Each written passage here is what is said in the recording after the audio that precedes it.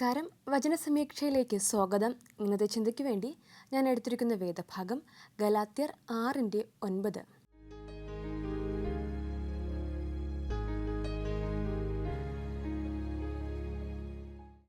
നന്മ ചെയ്യുന്നതിൽ നമുക്ക് മടുപ്പ് തോന്നാതിരിക്കട്ടെ. എന്തെന്നാൽ മടുപ്പ് തോന്നാതിരുന്നാൽ നമുക്ക് യഥാകാലം വിളവെടുക്കാം. ഇവിടെ നന്മ ചെയ്യുന്നതിനെ കുറിച്ചാണ് പറയുന്നത്. കാരണം ഒരു വ്യക്തിക്ക് നന്മ ചെയ്യുന്നതിൽ ഒരിക്കലും മടുപ്പ് തോന്നരുത്. കാരണം മടുപ്പ് തോന്നാതിരുന്നാൽ നമുക്ക് വീണ്ടും വീണ്ടും നന്മ ചെയ്യുവാൻ സാധിക്കും എന്നാണ് ഇവിടെ പറഞ്ഞിരിക്കുന്നത്. ഇവർക്കും വചനസമീക്ഷയിലേക്ക് ഒരിക്കൽ കൂടി സ്വാഗതം. അപ്പോൾ ഇന്ന് നമ്മൾ നന്മ ചെയ്യുന്നതിനെ കുറിച്ചാണ് സംസാരിക്കുന്നത്. നമ്മുടെ ചുറ്റിലും നോക്കിയാൽ നന്മ ചെയ്യുന്ന ഒരുപാട് വ്യക്തികൾ കാണും. അതുപോലെ തന്നെയാണ് തിന്മ ചെയ്യുന്നവരുമുണ്ട്. മറ്റുള്ളവരുടെ സന്തോഷത്തിന് വേണ്ടി നന്മ ചെയ്യുന്നവരെ നമുക്ക് കാണുവാൻ സാധിക്കും. മറ്റുള്ളവരെ സഹായിക്കുന്നവരെ കാണുവാൻ സാധിക്കും. പക്ഷേ ഇതൊന്നും ചെയ്യാത്ത ഒരുപാട് പേർ നമ്മുടെ ചുറ്റിലുമുണ്ട്.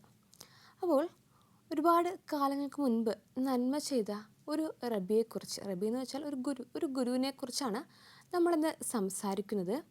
അതിനു മുൻപ് നമുക്കൊരു കോൾ വരുന്നുണ്ട്. ഇന്നത്തെ ഫസ്റ്റ് കോൾ ആരാണെന്ന് നോക്കാം. ഹലോ, വചനസമീക്ഷയിലേക്ക് സ്വാഗതം. ആരാണ്? ഹലോ, എൻ്റെ പേര് സുനി. സുനി ചേച്ചി, എവിടെ നിന്നാണ് വിളിക്കുന്നത്? ഞാൻ ട്രിവാൻഡ്രം മാറനല്ലൂരിൽ നിന്ന്. മാറനല്ലൂർ അല്ലേ? ഓക്കെ. വീട്ടിൽ ആരൊക്കെയാ ഉള്ളത്? വീട്ടില് അമ്മയും നമ്മുടെ ഫാമിലി. ഓക്കെ. അപ്പോൾ നമുക്കിന്ന് ക്വസ്റ്റ്യനിലേക്ക് പോകാം. അതെ. ബൈബിളൊക്കെ വായിച്ചായിരുന്നോ? ആ. ഓക്കെ. അപ്പോൾ ഇന്നത്തെ ഫസ്റ്റ് ക്വസ്റ്റ്യൻ, അവൻ പണ്ടു തന്നെ ഒരു ദഹനസ്ഥലം ഒരുക്കിയിരുന്നത് ആർക്കു വേണ്ടിയായിരുന്നു? രാജാവിന് വേണ്ടി. രാജാവിന് വേണ്ടി. ആൻസർ കറക്റ്റാണ്, രാജാവിന് വേണ്ടി. ഇനി രണ്ടാമത്തെ ചോദ്യം, തയ്യാറാക്കിയിരിക്കുന്ന ദഹനസ്ഥലത്തിൻ്റെ പ്രത്യേകത എന്തായിരുന്നു? വിശാലവും അതിന്റെ ചിതയിൽ ധാരാളം വിറകും തീയും ഉണ്ടായിരുന്നു. യഹോവയുടെ ശ്വാസം ഒരു ഗന്ധക നദി പോലെ അതിനെ കത്തിക്കും. അതെ, ആൻസർ കറക്റ്റാണ്. ആഴവും വിശാലവുമാക്കിയിരുന്നു. അതിൻ്റെ ചിതയിൽ വളരെയധികം തീയും വിറകുമുണ്ട്. യഹോവയുടെ ശ്വാസം ഒരു ഗന്ധക നദി പോലെ അതിനെ കത്തിക്കും. കറക്റ്റാണ് കേട്ടോ ആൻസർ. ഓക്കെ. ഇനി ചേച്ചിക്ക് ബൈബിളിൽ ഇഷ്ടമുള്ള ഏതെങ്കിലും ഒരു കഥാപാത്രത്തെക്കുറിച്ച്, ഒരു സ്ത്രീ കഥാപാത്രത്തെക്കുറിച്ച് പറയാമോ? അതെ, സ്ത്രീ കഥാപാത്രം. ഹന്ന. ഓക്കെ. ഒത്തിരി പേർക്ക് ഇഷ്ടപ്പെട്ട ഒരു കഥാപാത്രമാണ് ഹന്ന. ചേച്ചിക്ക് ഹന്നയുടെ ഏത് ക്വാളിറ്റിയാണ് ഇഷ്ടം? പ്രാർത്ഥന. ഓക്കെ. അപ്പോൾ ഹന്ന തൻ്റെ മകന് വേണ്ടി ഒത്തിരി പ്രാർത്ഥിച്ചിട്ടുണ്ടല്ലേ? ഓക്കെ. ഹന്ന പ്രാർത്ഥിച്ചു. ആ പ്രാർത്ഥിച്ചതിൻ്റെ മറുപടിയായിട്ട് തന്നെയാണ് മകനെ ലഭിച്ചതല്ലേ? ഓക്കെ. അപ്പോൾ ഹന്നയുടെ ആ ഒരു പ്രാർത്ഥനാ ജീവിതമാണ് ചേച്ചിക്ക് ഇഷ്ടം. നമുക്കിനി അടുത്ത ക്വസ്റ്റ്യനിലേക്ക് പോകാം. മൂന്നാമത്തെ ചോദ്യം, ദഹനസ്ഥലത്ത് ഒരുക്കിയിരിക്കുന്ന ചിത കത്തിക്കുന്നത് എങ്ങനെയായിരുന്നു? യഹോവയുടെ ശ്വാസം. അതെ, ആൻസർ കറക്റ്റാണ്, യഹോവയുടെ ശ്വാസത്താൽ. ഇനി നമ്മുടെ ബൈബിളിൽ യേശു ക്രിസ്തു ചെയ്തിട്ടുള്ള ഒരുപാട് അത്ഭുതങ്ങളെക്കുറിച്ച് പറഞ്ഞിട്ടുണ്ട്. ചേച്ചിക്ക് ഇഷ്ടപ്പെട്ട ഏതെങ്കിലും ഒരു അത്ഭുത പ്രവൃത്തിയെക്കുറിച്ച് പറയാമോ? ബൈബിളിൽ യേശു ക്രിസ്തു ചെയ്തിട്ടുള്ള ഒരുപാട് അത്ഭുതങ്ങളെക്കുറിച്ച് പറയുന്നുണ്ടല്ലോ. അപ്പം യേശു ക്രിസ്തു ചെയ്ത ഏതെങ്കിലും ഒരു അത്ഭുത പ്രവൃത്തിയെക്കുറിച്ച് പറയാമോ?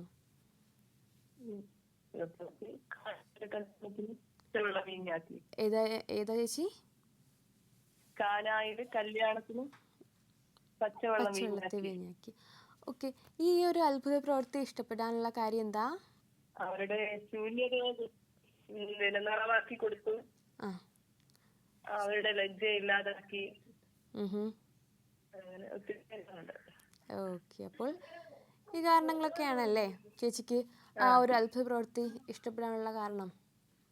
അതെ, എല്ലാം ഇഷ്ടം തന്നെ. കർത്താവ് ചെയ്തെല്ലാം. ഓക്കെ. നമുക്കിനി എന്തായാലും അവസാന ക്വസ്റ്റ്യനിലേക്ക് പോകാം. അവസാന ചോദ്യം, അഗ്നിയായി നിങ്ങളെ ദഹിപ്പിച്ച് കളയുന്നത് എന്താണ്? നിങ്ങൾ നിങ്ങളുടെ ശ്വാസം അല്ലേ? ആ ഓക്കെ, ആൻസർ കറക്റ്റാണ്, നിങ്ങളുടെ ശ്വാസം.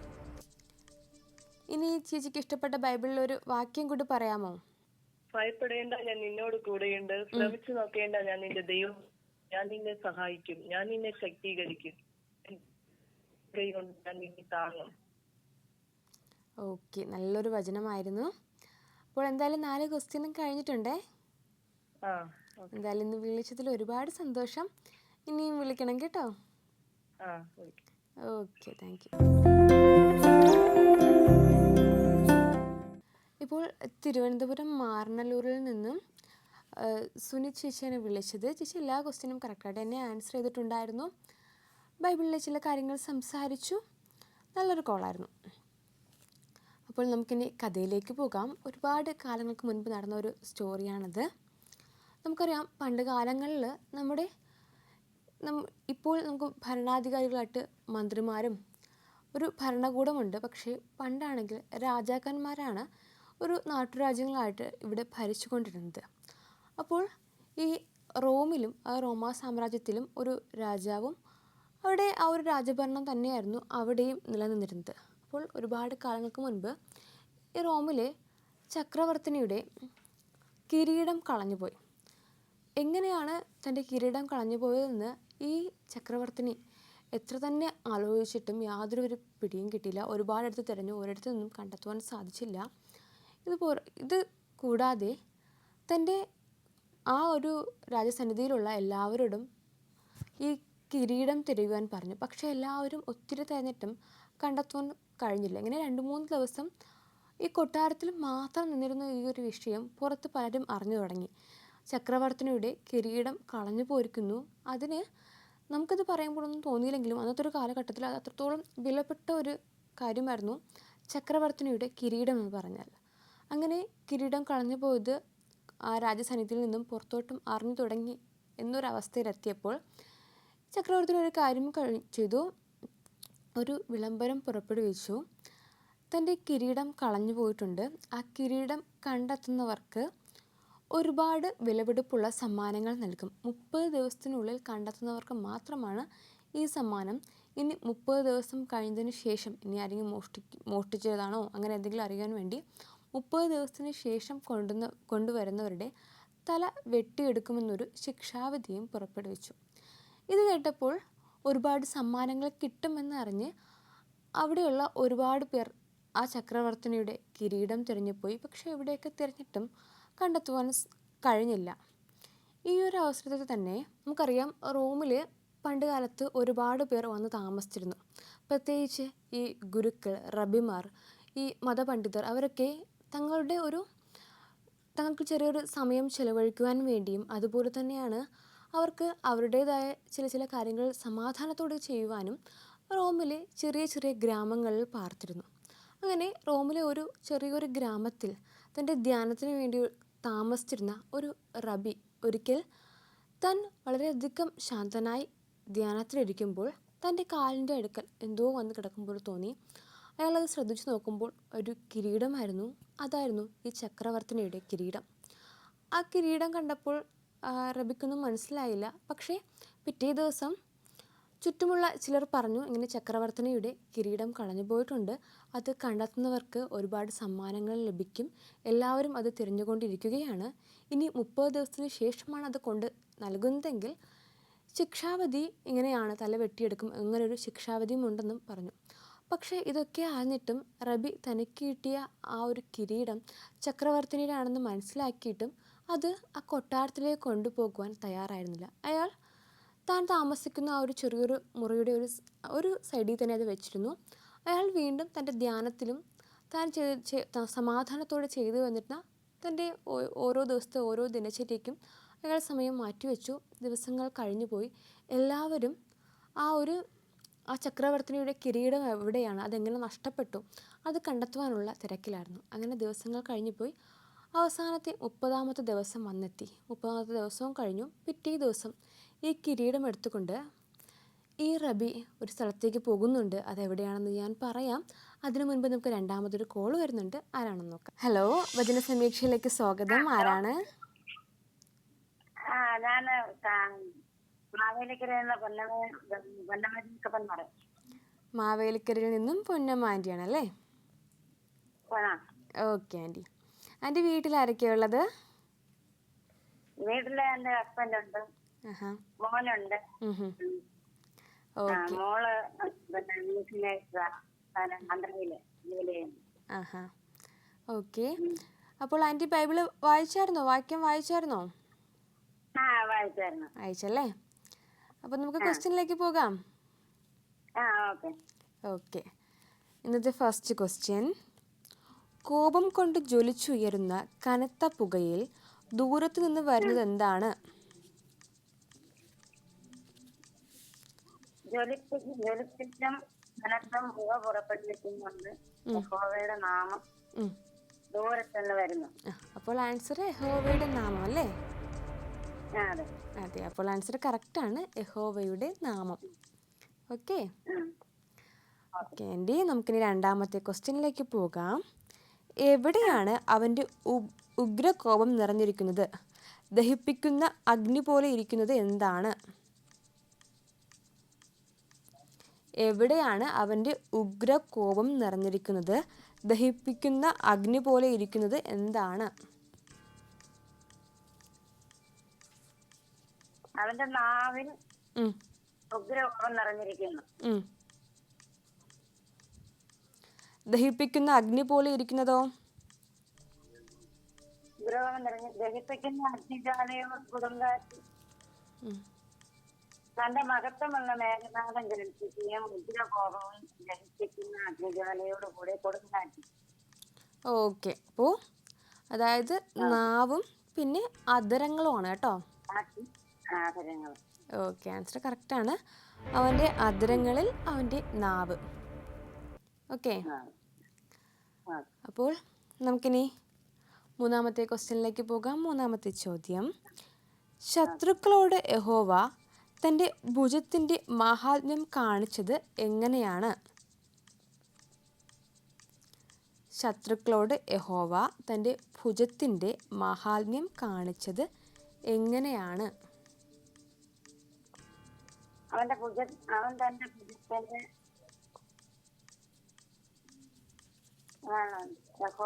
മഹത്വത്തിന്റെ മേഘനാഥം ജനിപ്പിക്കുകയും ഉഗ്രകോപത്തോടും ജനിപ്പിക്കുന്ന അഗ്നിജാലയും കൂടെ കൊടുങ്കാറ്റ് മഴക്കോൾ കലങ്ങര എന്നിവയോടും കൂടെ. അതെ, ആൻസർ കറക്റ്റാണ്. ആൻറ്റി. ഉഗ്രകോപത്തോടും ദഹിപ്പിക്കുന്ന അഗ്നിജ്വാലയോടും കൊടുങ്കാറ്റ് മേഘനാഥം കൽമഴ എന്നിവയോടും. ഓക്കെ. ഓക്കെ, ഇനി ആൻറ്റിക്ക് ബൈബിളിൽ ഇഷ്ടപ്പെട്ട ഏതെങ്കിലും ഒരു വാക്യം പറയാമോ? 91 സങ്കീർത്തനത്തിലെ 14 വാക്യം. ഓക്കെ, പറഞ്ഞോളൂ. അവൻ എന്നോട് പറ്റിയിരിക്കാൻ ഞാൻ അവനെ വിടുവിക്കും, അവൻ എന്റെ നാമത്തെ അറിയാൻ ഞാൻ അവനെ ഉയർത്തും. ഓക്കെ, നല്ലൊരു വചനമായിരുന്നു. നമുക്കിനി അവസാന ക്വസ്റ്റ്യനിലേക്ക് പോകാം. ചോദ്യം. യഹോവ വടികൊണ്ട് അടിക്കുകയും അവൻ്റെ ശബ്ദത്താൽ തകർന്നു പോകുന്നതും ആരാണ്?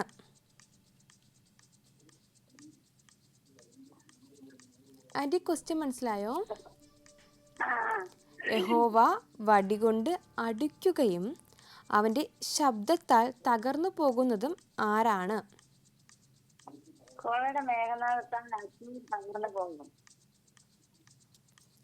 ആരാണ് തകർന്നു പോകുന്നത്? അശൂർ. അതെ, ആൻസർ കറക്റ്റാണ്, അശൂർ. ഓക്കെ ആൻറ്റി, അപ്പോൾ 4 ക്വസ്റ്റ്യനും കഴിഞ്ഞിട്ടുണ്ടേ. ഓക്കെ ആൻറ്റി, ഇന്ന് വിളിച്ചതിൽ ഒരുപാട് സന്തോഷം. ഇനിയും വിളിക്കണം കേട്ടോ. Okay, thank you. മാവേലിക്കരയിൽ നിന്നും പൊന്നമ്മ ആൻറ്റിയാണ് ഇപ്പോൾ വിളിച്ചത്. ആൻറ്റി എല്ലാ ക്വസ്റ്റ്യനും കറക്റ്റായിട്ട് തന്നെ ആൻസർ ചെയ്തിട്ടുണ്ടായിരുന്നു. ബൈബിളിലെ ഒരു വചനം പറഞ്ഞു. അപ്പോൾ നമുക്കിനി കഥയിലേക്ക് കിടക്കാം. അപ്പോൾ ആ ഗുരു പിറ്റേ ദിവസം ഈ ചക്രവർത്തിനിയുടെ കിരീടവുമായിട്ട് പോയത് വേറെ എവിടത്തേക്കുമല്ല, ആ കൊട്ടാരത്തിലേക്ക് തന്നെയാണ്. കാരണം അത് തിരികെ ഏൽപ്പിക്കാനാണ്. പക്ഷെ 30 ദിവസം കഴിഞ്ഞതിന് ശേഷമാണ് ഈ റബി ഈ കിരീടവുമായിട്ട് ചക്രവർത്തിനിയുടെ അടുക്കിലേക്ക് പോകുന്നത്. അങ്ങനെ 31-ാമത്തെ ദിവസം ഒരാൾ തൻ്റെ കിരീടവുമായിട്ട് കൊട്ടാരത്തിലേക്ക് വന്നു.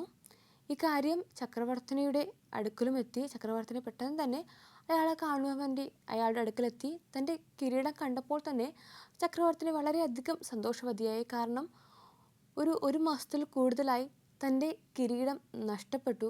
അത് എങ്ങനെ നഷ്ടപ്പെട്ടെന്ന് തനിക്കറിയില്ല. പക്ഷേ തൻ്റെ അശ്രദ്ധ കാരണമാണ് നഷ്ടപ്പെട്ടത്. ഇനി മറ്റുള്ളവരെ കുറ്റം പറയാനും പറ്റില്ല. താൻ ഒരുപാട് സമ്മാനങ്ങൾ വാഗ്ദാനം നൽകിയിരുന്നെങ്കിൽ പോലും ആർക്കും അത് കണ്ടെത്തിക്കൊണ്ട് വരുവാനും സാധിച്ചില്ല. പെട്ടെന്നത് കണ്ടപ്പോൾ ഒത്തിരി സന്തോഷമായി ഈ ചക്രവർത്തിനിക്ക്.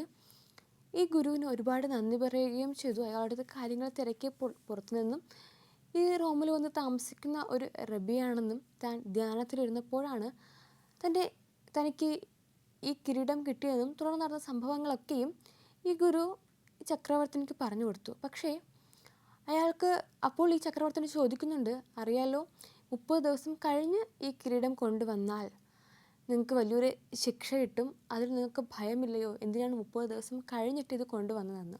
അപ്പോൾ ഈ റബി പറയും, എനിക്കതിലൊരു ഭയവുമില്ല. കാരണം അത്രത്തോളം ഭയമില്ലാത്തത് കൊണ്ട് തന്നെയാണ് ഞാൻ ഈ 31ാമത്തെ ദിവസം ഇവിടേക്ക് ഈ കിരീടം കൊണ്ടുവന്നത്.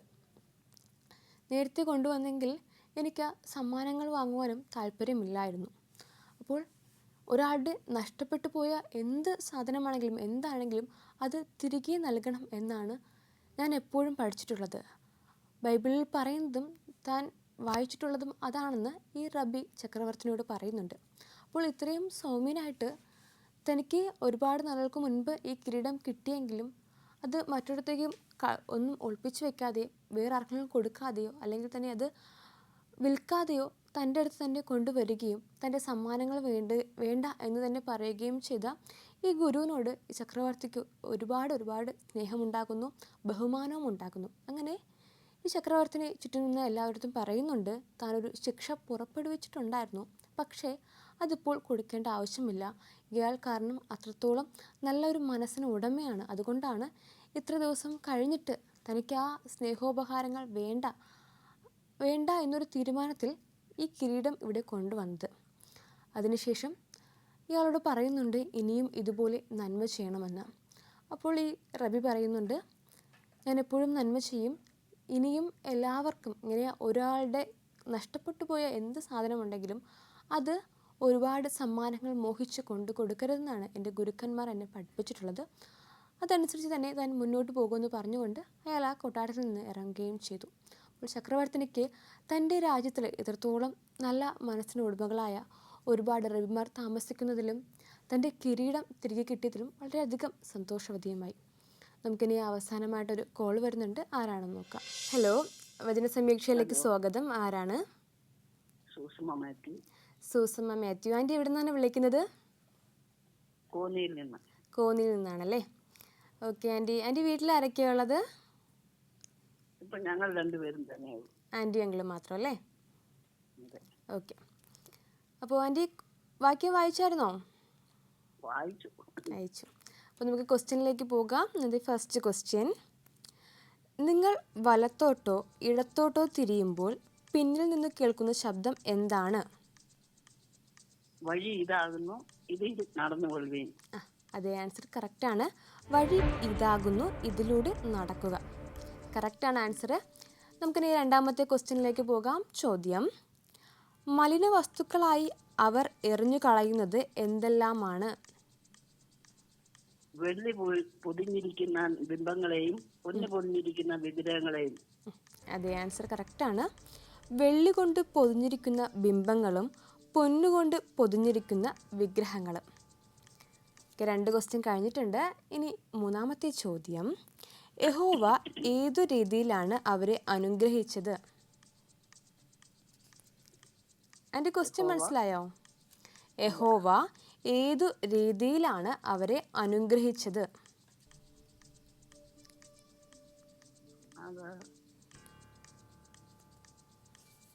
നിലത്തിലെ വിതയ്ക്കുന്ന വിത്തിന് മഴയും നിലത്തിലെ വിളവായ അപ്പവും നിനക്ക് തരുന്നു. അതെ, ആൻസർ കറക്റ്റാണ്. നിലത്തു വിതയ്ക്കുന്ന വിത്തിനു മഴയും ഭൂമിയിലെ വിളവായ ധാന്യവും തരും. കറക്റ്റാണ് കേട്ടോ. ഓക്കെ ആൻറ്റി, 3 ക്വസ്റ്റ്യൻ കഴിഞ്ഞിട്ടുണ്ട്. ഇനി ബൈബിളിൽ ഏതെങ്കിലും ഒരു വചനം പറയാമോ? ബൈബിളിൽ ധാരാളം വചനങ്ങളുണ്ടല്ലോ. ആൻറ്റിക്ക് ഇഷ്ടമുള്ള ഏതെങ്കിലും ഒരു വചനം? ഞാൻ എൻ്റെ കണ്ണ് പർവ്വതങ്ങളിലേക്ക് ഉയർത്തുന്നു, എനിക്ക് സഹായം എവിടെ നിന്ന് വരും? എന്റെ സഹായം ആകാശവും ഭൂമിയും സൃഷ്ടിച്ച യഹോവയിൽ നിന്ന് വരുന്നു. ഓക്കെ, നല്ലൊരു വചനമാണ്.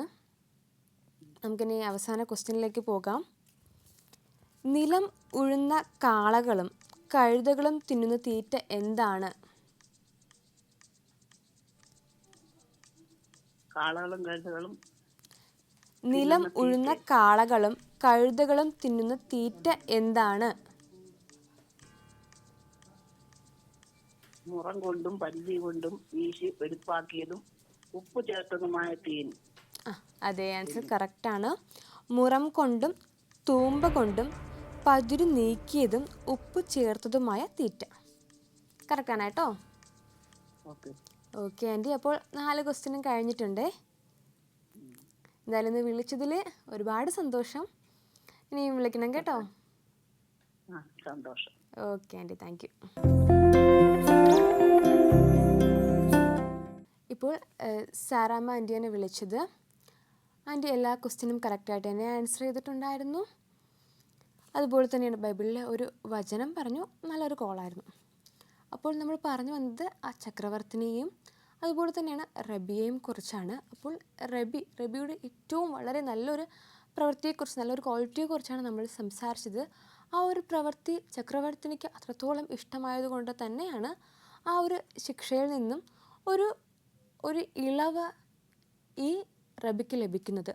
അപ്പോൾ അത്രത്തോളം അയാൾ നന്മ ചെയ്യുന്നത് കൊണ്ട് ഇനിയും ഒരുപാട് പേർക്ക് നന്മ ചെയ്യേണ്ട വ്യക്തിയാണ് ഈ റബി എന്നൊരു ചിന്ത ചക്രവർത്തിനിക്ക് പെട്ടെന്നുണ്ടായത് കൊണ്ട് തന്നെയാണ് അയാളെ ആ ശിക്ഷയിൽ നിന്ന് ഒഴിവാക്കിയത്. അപ്പോൾ നമ്മളും ഇതുപോലെ തന്നെയാണ്. എല്ലാവരെയും നമുക്ക് ഈ കളഞ്ഞു കിട്ടുന്ന സാധനം എപ്പോഴും നമ്മൾ സ്വന്തമാക്കുവാൻ ശ്രമിക്കുന്നതിന് പകരം അത് കളഞ്ഞുപോയ വ്യക്തി ആരാണോ അവരെ തിരികെ ഏൽപ്പിക്കുന്നതാണ് ഏറ്റവും കൂടുതൽ നല്ലൊരു കാര്യം. അതുപോലെ തന്നെയാണ് ഇതുപോലെ നന്മ നമ്മുടെ ജീവിതത്തിലും ഉണ്ടായാൽ നമുക്ക് നമ്മുടെ പിന്നീടുള്ള ജീവിതത്തിൽ അത് എപ്പോഴെങ്കിലൊക്കെ മറ്റൊരു രീതിയിൽ നമുക്ക് അനുഗ്രഹമായി തീരും. ഏതായാലും വചനസമീക്ഷയുടെ ഈ ഒരു അധ്യായം ഇവിടെ പൂർണ്ണമാവുകയാണ്. മറ്റൊരു എപ്പിസോഡുമായിട്ട് നമുക്ക് വീണ്ടും കാണാം. നന്ദി, നമസ്കാരം.